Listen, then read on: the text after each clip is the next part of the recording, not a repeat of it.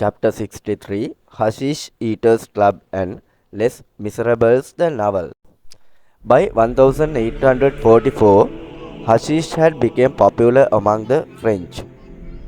People from different walks of life tried hashish.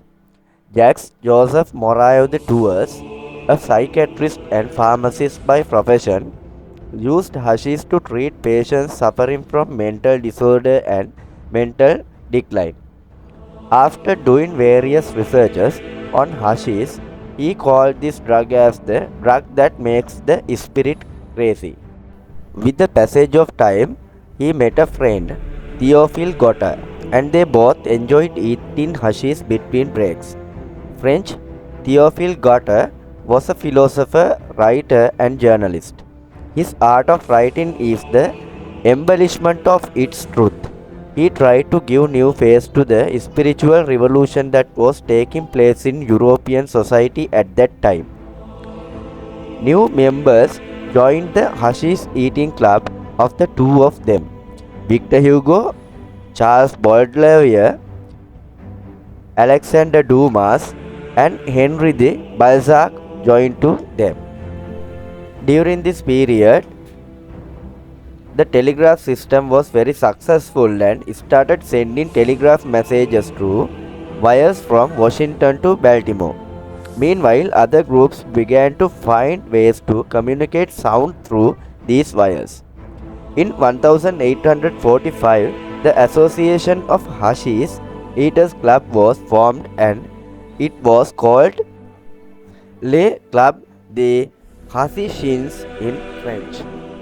The members of this association conducted their researches in a special hall of the Pimodon Hotel belonging to the Baroque era.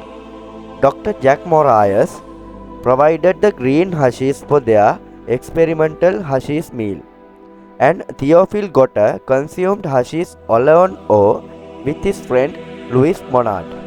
Victor Hugo, a member of the Society of Hashish Eaters, wrote the French novel Les Miserables. In Sri Lanka, the book was translated into Sinhala language as Manu Tapaya. Theophile Gautier has mentioned that some people turn to meditation to relax the bond between the soul and the body and become more ecstatic than certain meditations and achieve a sublime life. And people who cannot do so use hashish to achieve that phenomenon. In 1847, James Young, a Scottish national chemist, refined an oil-like liquid from the ground and extracted fuel that could be used for combustion. James Young was able to produce volatile chemical waxes and greases from the byproducts of this process of extracting oil from the ground.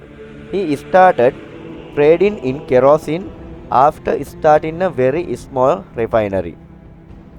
And in 1849, a British guy, James Francis, imitated the dynamo and he studied the generate electricity from fallen water. According to that, he creates the turbine.